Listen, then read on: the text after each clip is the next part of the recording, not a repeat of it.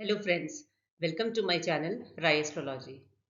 तो इस वीडियो से मैं 9 ग्रहों की सीरीज शुरू कर रही हूं, जिससे मैं एक एक करके सभी ग्रहों के बारे में पूरी जानकारी दूंगी।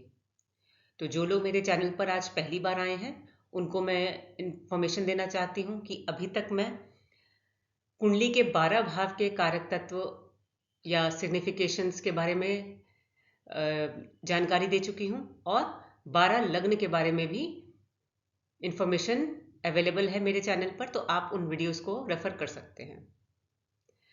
तो आज का जो हमारा सेशन है वहां मैं कवर करूंगी सूर्य ग्रह को।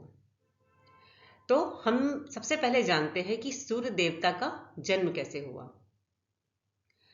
तो एक समय की बात है कि दैत्यों और देवताओं में बहुत दुश्मनी बढ़ गई और दैत्यों ने सभी देवताओं को स्वर्ग से निकाल दिया और स्वयं स्वर्ग पर शासन करने लगे।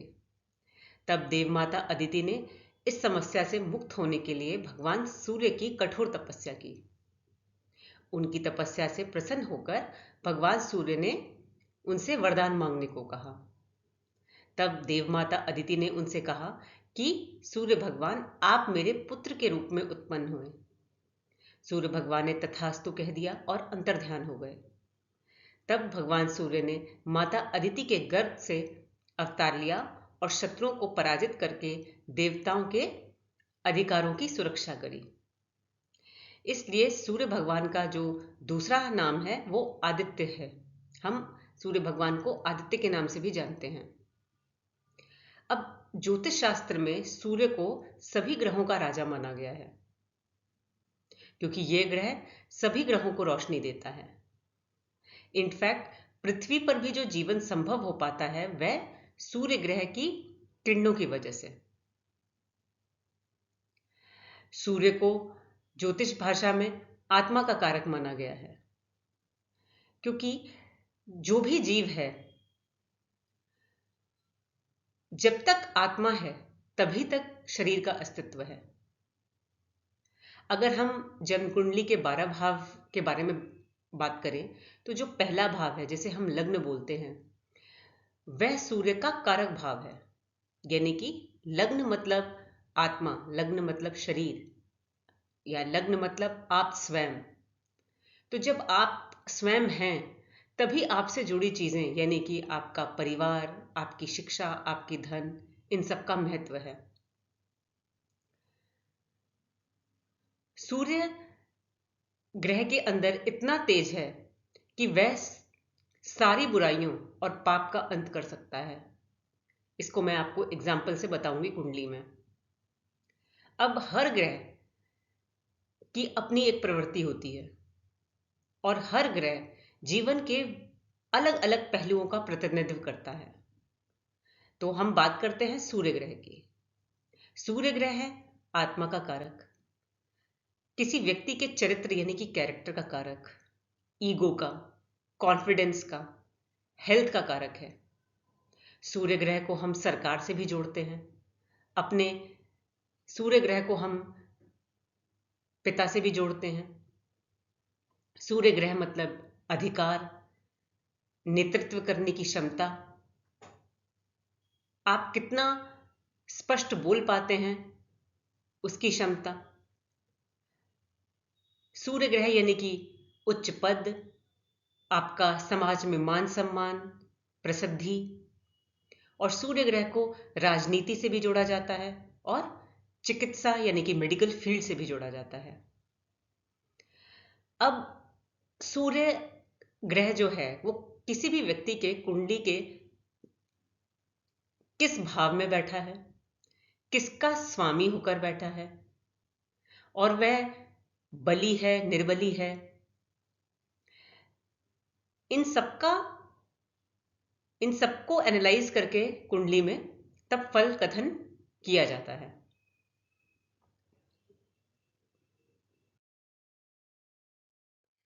आइए अब हम समझते हैं सूर्य ग्रह को और गहराई से।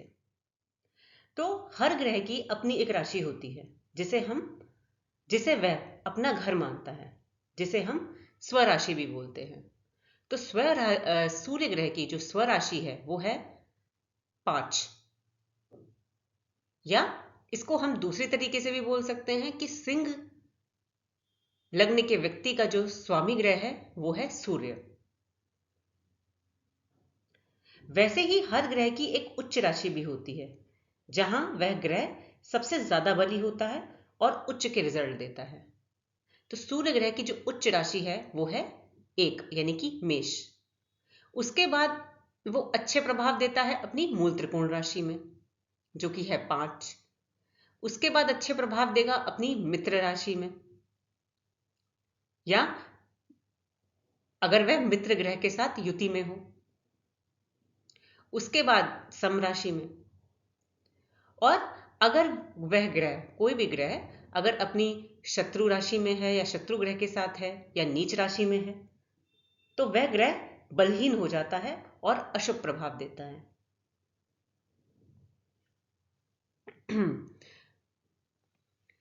अब ज्योतिष में ग्रहों का आपसी संबंध भी समझना बहुत जरूरी है, क्योंकि कोई भी ग्रह दूसरे के साथ शत्रुता का भाव भी रख सकता है और मित्रता का भी रख सकता है।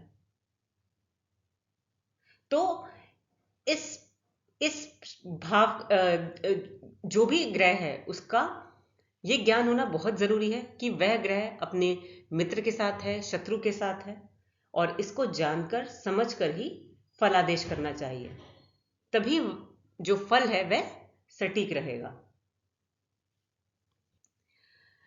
तो जो सूर्य ग्रह है वो ज्योतिष में सबसे मुख्य ग्रह है।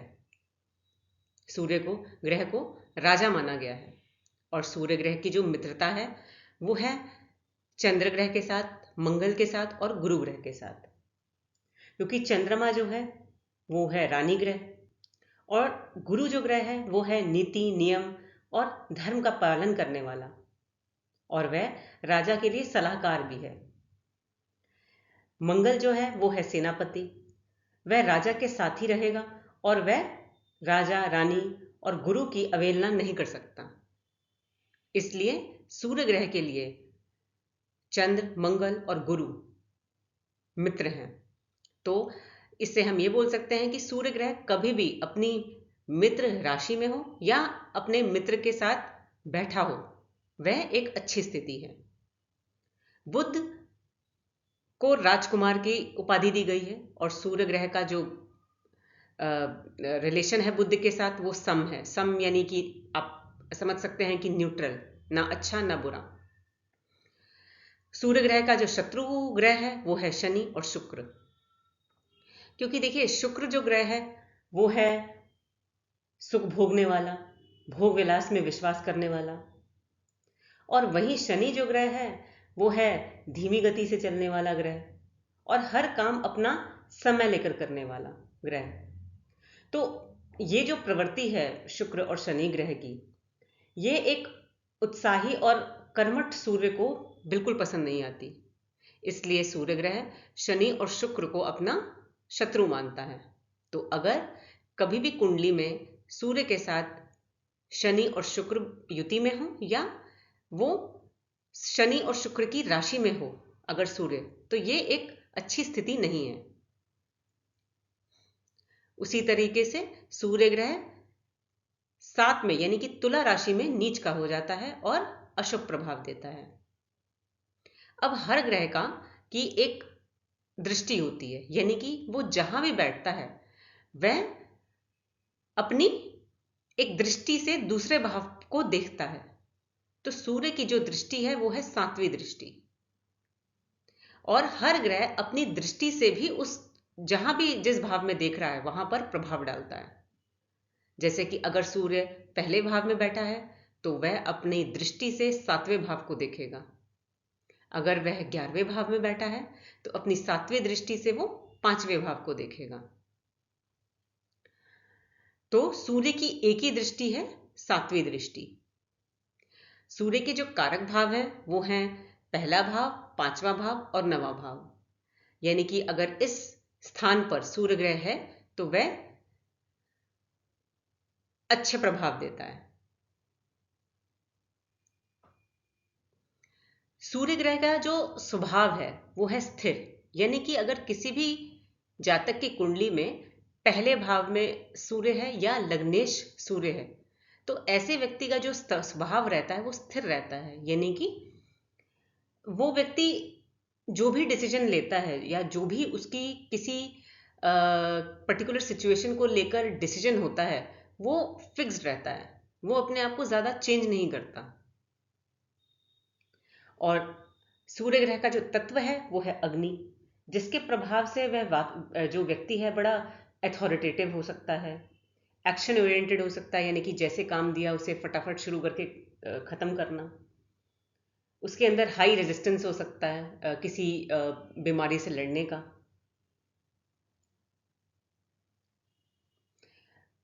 सूर्य ग्रह की जो प्रकृति है वो है पित्त। तो 3 प्रकार की प्रकृति होती है, वात, पित्त और कफ। और हर ग्रह की प्रवृत्ति होती है जो जातक के जीवन को प्रभावित करती है, यानी कि उसके शरीर एवं स्वास्थ्य को प्रभावित करती है। तो जब भी किसी जातक की सूर्य से रिलेटेड दशा चलेगी तो हो सकता है कि उसे थोड़ा डाइजेशन रिलेटेड या पेट संबंधित कुछ तकलीफ रहे। सूर्य ग्रह का जो गुण है वो है सत्गुण, यानी कि ऐसे व्यक्ति स्वभाव के निर्बल होते हैं, उनके अंदर निस्वार्थी होते हैं, उनके अंदर स्वार्थ की भावना नहीं होती, वे दूसरे का भला करने वाले, सोचने वाला होते हैं और बड़े संयमी होते हैं, पेशेंस होता है उनमें। तो ये जो स्वभाव, तत्व, गुण, प्रकृति, इनके बारे में मैंने पहले भी वीडियो बना चुकी हूं, तो अगर आपको और इसके बारे में जानना हो तो आप मेरे पहले का वीडियो भी रेफर कर सकते हैं। सूर्य का जो वर्ण है वो है क्षत्रिय। क्षत्रिय यानी रक्षा करना। तो सूर्य ग्रह कुंडली के किसी भी भाव में बैठे वो क्षत्रिय की तरह एक्ट करता है, यानी कि एक प्रोटेक्शन देता है, सोल्जर की तरह एक्ट करता है। जैसे कि अगर सूर्य जो है वो 10वें भाव में बैठे, किसी के कार्य क्षेत्र, करियर और प्रोफेशन के भाव में बैठे, तो वो व्यक्ति जो काम करता है वो एक वॉरियर की तरह काम करता है।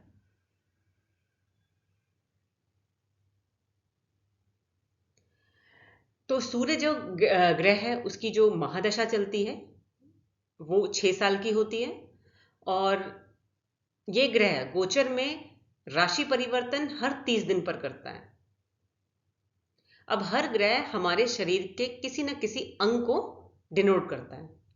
तो उसी तरीके से सूर्य जो है वो डिनोट करता है हमारी बोन्स को, हमारे माइंड को, हार्ट को, आईज को और स्टमक यानी कि डाइजेशन रिलेटेड चीज़ों को। तो अगर किसी भी व्यक्ति की सूर्य की दशा चलती है तो डिपेंड करेगा कि सूर्य ग्रह कितना पीड़ित है। हो सकता है उसको इनसे संबंधित हेल्थ इशू महसूस हो, बोन से रिलेटेड, या आंखों में पीड़ा हो सकती है, डाइजेशन प्रॉब्लम रह सकती है। अब वो प्रॉब्लम कितनी इंटेंसिटी की होगी वो डिपेंड करेगा कि वो जो सूर्य भाव है वो कितना पीड़ित है। तो अगर किसी की कुंडली में, जैसे आपने खुद भी अपनी कुंडली अगर किसी को दिखाई हो या सुना हो, तो जब भी किसी ग्रह के बुरे प्रभाव को कम करना होता है तो ज्योतिषी कुछ उपाय देते हैं। जैसे कि सूर्य ग्रह के लिए बोला जाता है कि सूर्य भगवान को सुबह जल चढ़ाएं, या दान की वस्तुएं, यानी कि लाल, सूर्य भगवान का जो रंग है वो लाल है, तो लाल वस्तुओं का दान करें। गेहूं का दान करें रविवार को, क्योंकि सूर्य भगवान का जो दिन है वो रविवार है। तो ये जो दान है ये तभी किया जाता है जब कोई भी ग्रह, या अभी हम सूर्य ग्रह की बात कर रहे हैं, तो अगर वह ग्रह अशुभ स्थिति में है, पीड़ित है, तो उस पीड़ा को कम करने के लिए दान दक्षिणा का उपाय बताया जाता है। उसी तरीके से सूर्य का जो धातु है वो है सोना और रत्न है माणिक्य। तो अगर सूर्य ग्रह अच्छी स्थिति में है, बस उसका हो सकता है कि वह अच्छे प्रभाव नहीं दे पा रहा है, मे बी उसकी ग्रह की जो डिग्री है वो कम है, यानी कि हो सकता है वह ग्रह अभी बाल्यावस्था में हो, वो हम डिग्री देखकर पता लगा सकते हैं, या वृद्ध हो चुका है, तो वो शुभ स्थिति में तो बैठा है बट वो अपने अच्छे रिजल्ट नहीं दे पा रहा। तो उस सिचुएशन में जो ज्योतिष है वो जातक को रत्न धारण करने के लिए बोलते हैं। लेकिन देखिए, कोई भी, चाहे दान दक्षिणा का काम हो चाहे रत्न पहनने का, पर पूरी कुंडली को एनालाइज करके ही कोई ज्योतिषी को उपाय बताने चाहिए।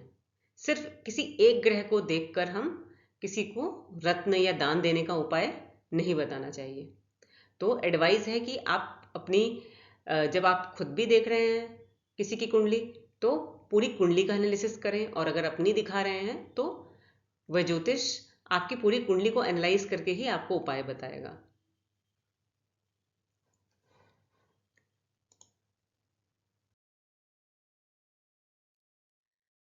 तो हम आगे बढ़ते हैं।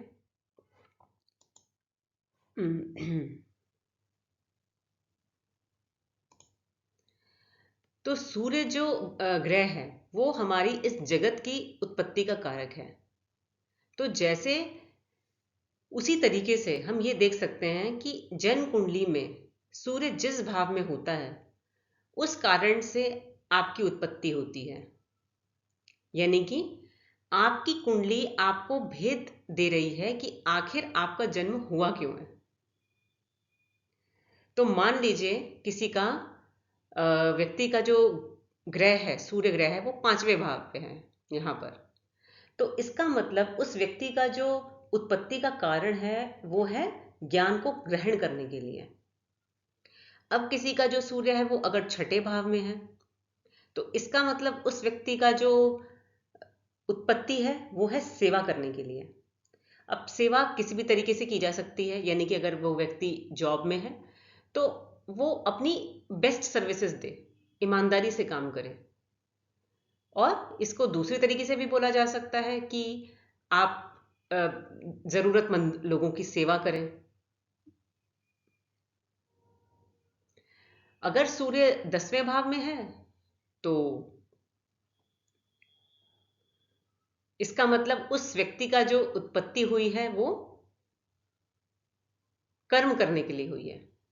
तो वो जिस भी अपने करियर और प्रोफेशन से जुड़ा है वहां वह मेहनत से, ईमानदारी से काम करें। अगर सूर्य 11वें भाव में है तो इसका मतलब उसकी कोई इच्छा अधूरी रह गई थी और इसलिए उसका जन्म हुआ है। तो अगर मैं इसी से आपको दृष्टि भी समझाना चाहूं, तो जैसे यहां पर सूर्य है तो सूर्य की 7वीं दृष्टि होती है। तो अगर हम यहां से काउंट करें तो 1 2 3 4 5 6 7, यानी कि अगर सूर्य 11वें भाव में बैठा है तो वो अपनी 7वीं दृष्टि से 5वें भाव को देखेगा। और हर ग्रह अपनी दृष्टि से भी दूसरे घर पर प्रभाव डालता है। जो सूर्य ग्रह है उसके अंदर क्षमता है कि वो कोई भी बुराई और पाप का अंत कर सकता है। तो अगर किसी भी जातक का सूर्य ग्रह तृष्णाय भाव में है, यानी कि 3रे भाव में, 6ठे भाव में या 11वें भाव में है। 3रा भाव मतलब काम, यानी कि लस्ट, 6ठा भाव क्रोध, और 11वें भाव यानी कि लोभ। तो काम, क्रोध, लोभ। तो किसी भी व्यक्ति का अगर सूर्य ग्रह 3रे, 6ठे या 11वें भाव में है, इसका मतलब ये एक बहुत अच्छी प्लेसमेंट है। इसका मतलब वह सूर्य वह उस जातक के काम, क्रोध, लोभ को नष्ट कर देगा। तो इस प्लेसमेंट को हम अच्छा मानते हैं।